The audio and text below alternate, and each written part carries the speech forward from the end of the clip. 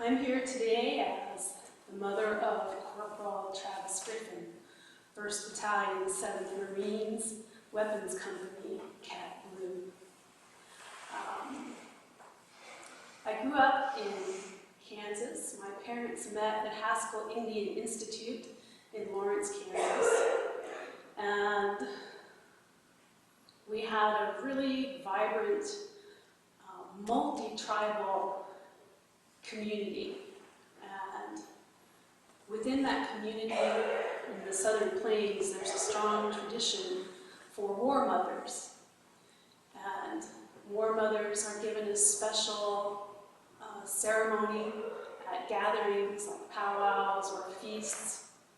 And songs are sung for them, and they sing songs for their children who have gone to war. So that's something that was just an everyday part of life for me growing up. But I never thought I would be among those war mothers. So this is a Dakota 4th of July grand entry. And grand entry is when all of the dancers come into the powwow grounds and are all gathered together.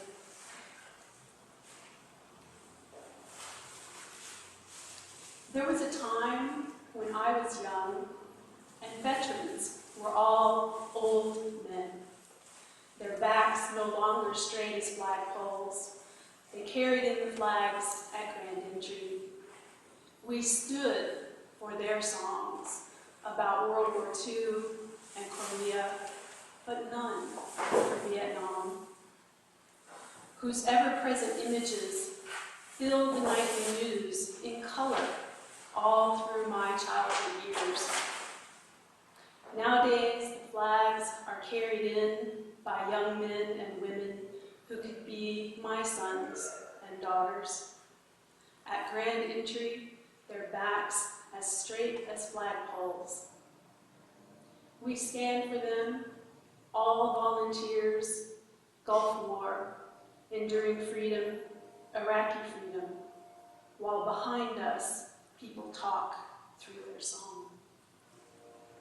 There is no sacrifice at home, no rations of sugar or gasoline, no war bond rallies to share the cost, no interest in what does not directly affect them. My kunshi asks, "How are your kids?" I tell her my daughter is well, and my son gets out of the Marines on Monday. "Good," she says. "After all they did to us, they should fight their own wars." That's what I think anyway. Above our heads fly 37 American flags for our veterans of World War I, World War II, Korea, Vietnam, raised by our veterans of the Gulf War, enduring an Iraqi freedom. Young men who could be my sons and daughters, my son, their backs as straight as flagpoles, left to fight their own wars. That's what I think anyway.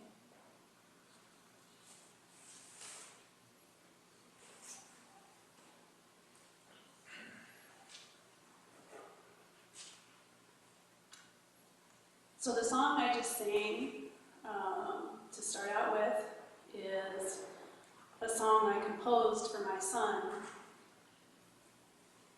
when he got out of the School of Infantry. And I drove to 29 Palms, California for the ceremony, and spent several days with him. And suddenly realized that it would be soon that he would be sent as an infantry marine to the war. And what do you talk about?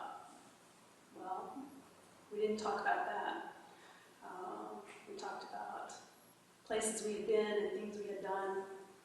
And so from the time he graduated from the School of Infantry in March of 2007 until July 10th, 2010, I sang that song every morning at sunrise for him, following that tradition of a war mother song. Only once did I forget, and I remembered about 11:30 in the middle of a class and had to wait until I got out of class to sing it because I didn't want to break that mother's charm, that mother's special blessing that was going to bring him home. This is called Almost Unpatriotic. I hear they outlawed ketchup on school lunches in France. It encourages children to eat too many French fries. That is almost unpatriotic. The lowly yet pervasive French fried potato and its more patriotic version, freedom fries. Same process, same potato, yet somehow a statement of dominance, dominion, pride, superiority in the simple change of a name. A French fry is a French fry is a French fry. Does it not taste as crispy by any other name? Did we change its character, attributes, composition, history, simply by changing its name? Or did we just make it easier to swallow?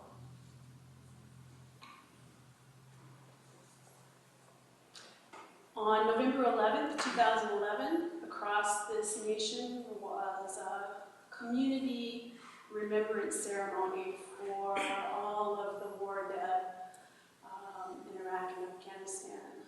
And we read the names of those men and women all across this country at the same time. And so this is about that experience. 11, 11, 11. We read in shifts that day, all day, page after page after page, name after name after name, 15-minute shifts, no break, rise before the last person finishes, step up to the second microphone without skipping a beat, and read the first name on the page, page after page after page, like images of soldiers falling under fire, replaced by those coming right behind without skipping a beat. The way a clock keeps moving forward, a minute, an hour, a day, a year, a life, and the clock keeps moving forward, another minute, an hour, a day, a year, another life coming right behind, marching on in formation, following, continuing, name after name after name.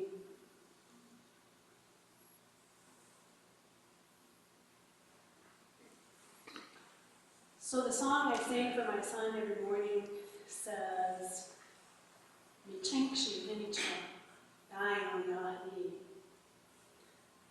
you are my son, and you're coming home safely.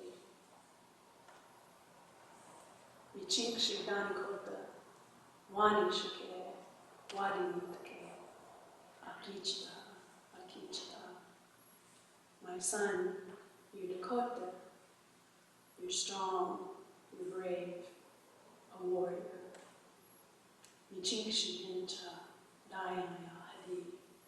My son, you're coming home safely. So, every day, But I'm not the only war mother, that's not the only song. That was one way for me to keep my hand on him and bring him home. So this is the title poem to the collection that I've been working on, and this is the one I'll end with. War Mother's Song on Veterans Day. On this day, we remember the costs of war borne by all, visible and invisible scars, none of which can be eased by yet another department store sale. On this day and every day, war mothers know there are never easy answers to the eternal question, why, why, why? We sing on this day and every day a prayer song to protect our sons and daughters until they return home to us who bore them. We hear the words of the ancient warrior poet in the Iliad, who said, "We will let all this be a thing of the past, though it hurts us." War mothers know there are never easy answers, and we will keep singing our prayer song on this day and every day.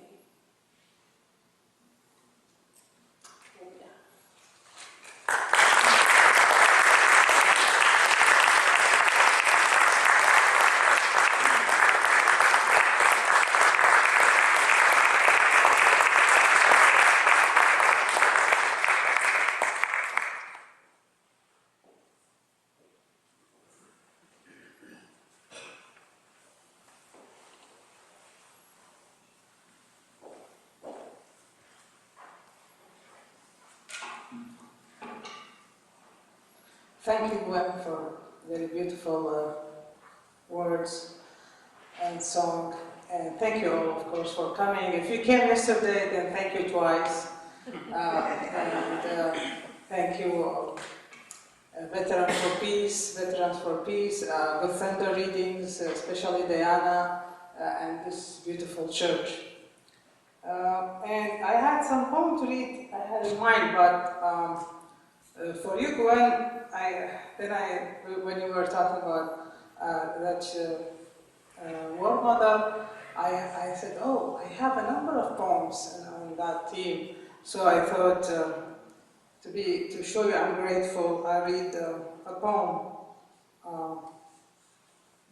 The Prisoner. She doesn't understand what it means to be guilty. She waits at the prison entrance until she sees him to say, "Take care of yourself," as she always used to remind him when he went off to school, when he left for work, when he returned while on vacation. She doesn't understand what they are saying now at the back of the podium in their official uniforms. They report that he should be kept there with lonely strangers. It never occurred to her as she sang lullabies on his bed in those distant days. Someday he would end up in this cold place without windows or moons. She doesn't understand. The prisoner's mother doesn't understand why she should leave him just because the visit is over. I'm, from the introduction, I'm Iraqi. And what does it come to your mind to say I'm Iraqi? Maybe that I have a war story like other Iraqis. You're right, but being Iraqi also means that I love tea with cardamom also. I opened my eyes to the war. Every time, it was the same war, but every time it had different name. First was the Iraq-Iran war. I was a teenager. And it was in the secondary school, in the classroom, our classroom, the windows were shaking, and the teacher was going on with her lesson. because the war day after day after day became just like anybody else, like one of us, was growing with us. And to say that the war was living with us, I mean it. Like in our house, it had a room of its own. It was called the war room, and it was designed as the war wanted. For example, there were tapes on the windows so that if they break, they don't hurt us so much. There was tape on the keyhole so that chemical weapons would not come through. There were cans and can opener. There was a candle because it was dark.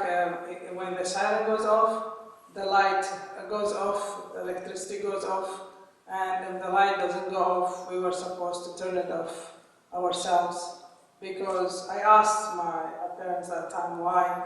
They said it's more safe. There was instructions in the country that it's more safe to be in darkness in the war because we don't, with lights they may attract bombs and things like that.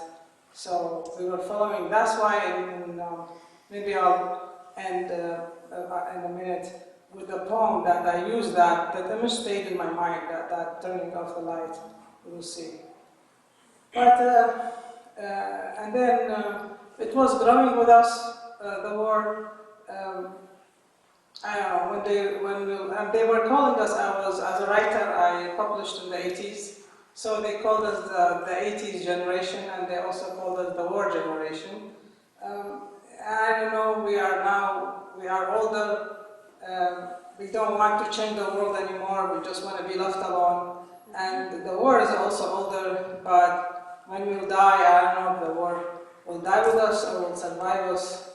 But in the middle of all that destruction and darkness,